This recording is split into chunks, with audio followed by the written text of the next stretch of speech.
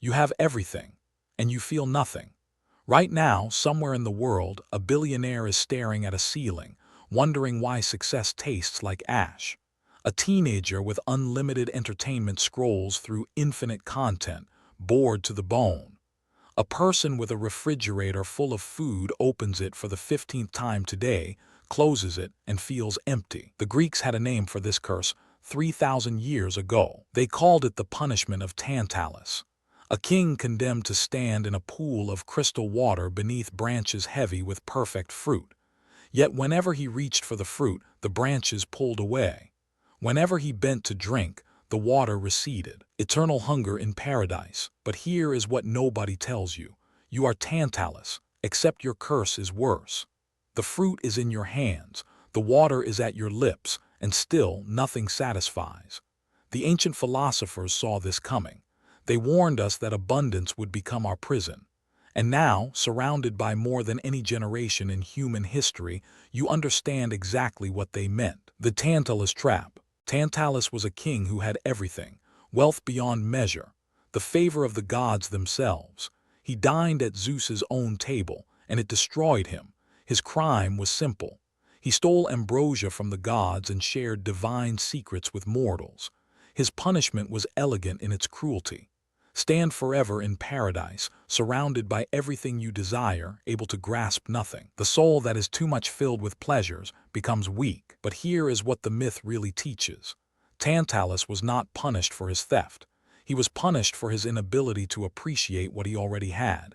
He had divine favor, he had wealth, he had a seat among the gods, and he wanted more. Sound familiar? You live in an age of unprecedented abundance. Food from every continent delivered to your door, entertainment unlimited, information infinite, connection constant. Yet studies show depression rates have tripled since the 1950s. Anxiety disorders have increased by over 300%. Why? Because abundance without appreciation is just another form of starvation. But this leads us to something the philosophers understood perfectly: hedonic treadmill.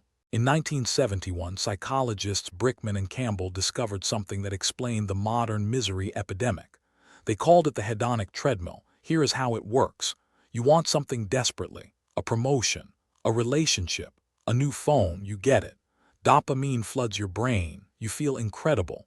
Then within weeks, sometimes days, you return to your baseline happiness. The thing that was going to change everything changes nothing. Running forever, going nowhere. You are on a treadmill, running faster and faster, never moving forward. The Stoics understood this 2,000 years before brain scans confirmed it. Wealth consists not in having great possessions, but in having few wants. Epictetus, a former slave, was freer than emperors because he understood this truth. The problem is not that you do not have enough. The problem is that having more only makes you want more. If this ancient wisdom is resonating with you right now, hit like and subscribe to unlock more treasures from the vault, because what comes next explains exactly why your brain betrays you. And understanding this might finally set you free. Dopamine poison. Your brain is an ancient machine running software designed for scarcity. For 99% of human history, survival meant seeking food, seeking shelter, seeking mates. Dopamine evolved not as a pleasure chemical but as a seeking chemical. It rewards you for pursuing, not for having. And now that chemical is being hijacked. Every notification, every like, every new episode, every delivered package, each one triggers a tiny dopamine hit that your ancestors would have felt finding berries in the forest. Except now you get thousands of these hits daily. Your reward system is drowning. Dr. Anna Lem, Stanford psychiatrist, calls this the dopamine nation problem. Quote effect: the smartphone is the modern hypodermic needle, delivering digital dopamine. Quote effect: when everything is available, nothing feels special. When every desire can be instantly gratified, desire itself becomes poisoned. The Buddha saw this coming 2,500 years ago when he identified craving as the root of all suffering. Not wanting itself, but the endless cycle of wanting that abundance accelerates. This brings us to something even more disturbing about how we measure our lives. Comparison curse. There is a psychological phenomenon called reference anxiety. Your happiness depends not on what you have, but on what others have. For most of human history, you compared yourself to maybe 50 people, your village, your tribe, your neighbors. Now you compare yourself to billions. Every scroll through social media shows you someone richer, fitter, happier, more successful. Everyone winning, you losing. Except they are showing you their highlights. You are comparing your behind the scenes to their final cut. Seneca warned about this poison 2,000 years ago. It is not the man who has too little, but the man who craves more, that is poor. Studies confirm what the Stoics knew. People with modest means in communities where everyone has modest means report higher happiness than wealthy people in communities with super wealthy neighbors. Abundance has not made you richer. Social media has made everyone around you appear richer.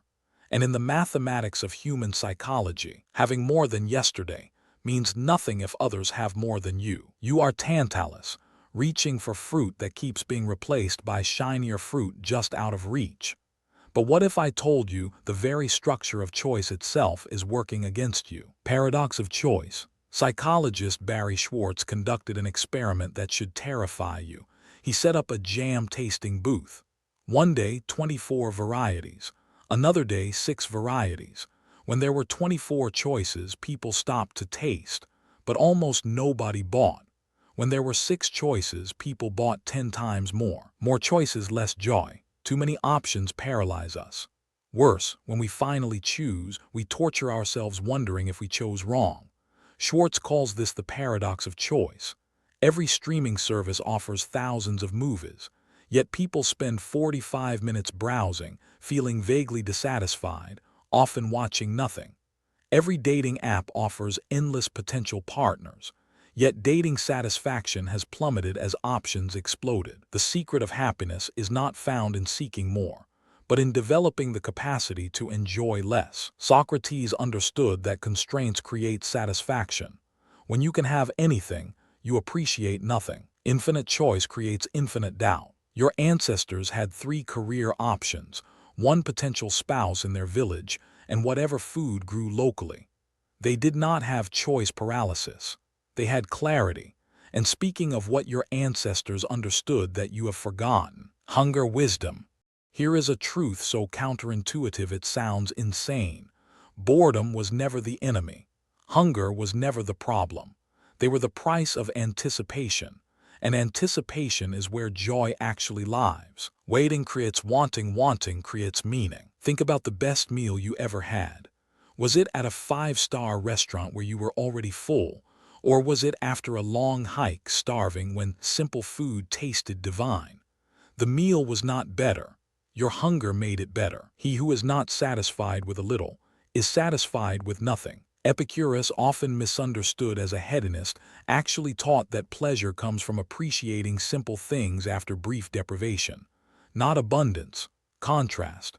The Stoics practiced deliberate discomfort, cold baths, simple meals, hard beds, not as punishment but as pleasure technology. They were creating hunger so satisfaction could exist. Modern life has eliminated this cycle. Instant gratification has stolen the joy that comes from waiting. You are not hungry enough for anything to taste good anymore. But this leads us to the darkest part of the Tantalus curse, meaning starvation. Viktor Frankl survived Auschwitz. In those death camps, he observed something impossible. Some prisoners with nothing to live for died within days, even when physically healthy. Others, who had meaning, purpose, something to live for, survived against all odds. He who has a why to live can bear almost any how. Frankl concluded that humans can survive almost any suffering if they have meaning. But here is the devastating corollary. Without meaning, humans cannot survive any amount of comfort. Abundance has solved the problems that gave life meaning. Survival, providing for family, building something from nothing. When everything is given, nothing is earned. When nothing is earned, nothing means anything. Comfort has become a more effective killer than hardship ever was. Look at the epidemic of despair in wealthy nations. Suicide rates highest among those with the most resources. Depression skyrocketing in the most comfortable societies. We are not dying from scarcity. We are dying from abundance that has no purpose attached to it. The curse of Tantalus is not reaching for fruit you cannot grasp. It is grasping fruit that gives you nothing. And what I am about to reveal might be the most important piece of all. Scarcity creates. There is an economic principle called artificial scarcity. Diamonds are not actually rare. De Beers controls supply to create value. Limited editions sell out precisely because they are limited. Exclusivity creates desire. Rare equals valuable. This is not just economics. This is psychology. This is neuroscience. This is ancient wisdom. When something is scarce, we value it. When something is abundant, we discard it. Your attention used to be scarce. Now it is fragmented across infinite demands. Your time used to feel precious. Now it dissolves into endless scrolling. Your experiences used to be rare. Now they are photographed, shared, and forgotten in the endless content stream. The more you have, the less you feel. The less you have, the more you appreciate. The solution is not to acquire more. The solution is to artificially create scarcity in an abundant world. Cut options. Limit choices. Fast from stimulation. Create the hunger that makes life taste good again. You must choose what to have less of so you can feel more. And this brings us to how to actually break the curse. Strategic famine. The philosophers left us a blueprint for escaping the Tantalus trap. They called different versions of it: voluntary discomfort, deliberate deprivation, strategic famine. Here is how it works. 1. Fast from stimulation regularly. 2. Choose constraints over options. 3. Earn pleasures through difficulty. 4. Practice gratitude for basics. 5. Create before you consume. Marcus Aurelius, the most powerful man on earth, slept on hard floors and ate simple meals. Not because he had to, because it kept abundance from poisoning his soul. Never esteem anything as of advantage to you that will make you break your word or lose your self-respect. The Buddhists practice non-attachment, not rejecting pleasure, but not being enslaved by it. The Stoics practice negative visualization, imagining loss to appreciate having. Less input, more impact. Modern science calls this dopamine fasting. Reset your reward system by temporarily removing superstimuli. Let boredom return. Let hunger return.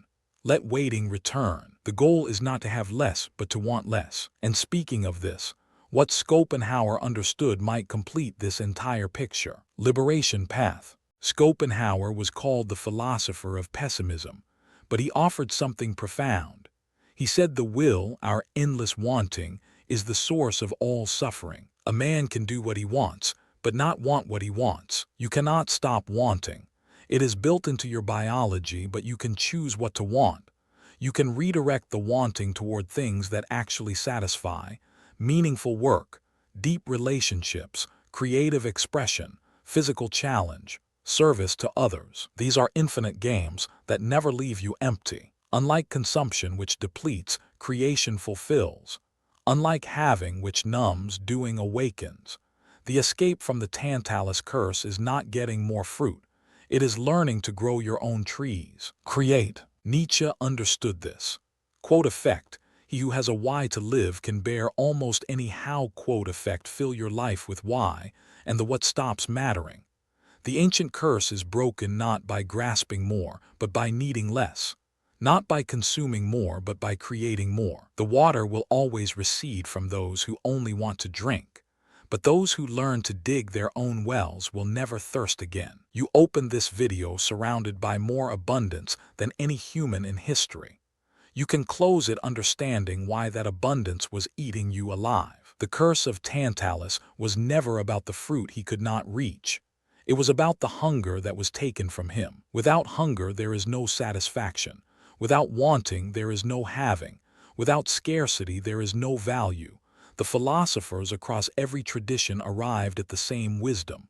Seneca in Rome, Buddha in India, Epicurus in Greece, Schopenhauer in Germany, Viktor Frankl in Auschwitz. Less wanting, more having. Not less having, less wanting. When you want less, you have everything. When you want more, you have nothing. The escape from modern misery is not acquiring what you lack. It is appreciating what you have by temporarily going without. Very little is needed to make a happy life.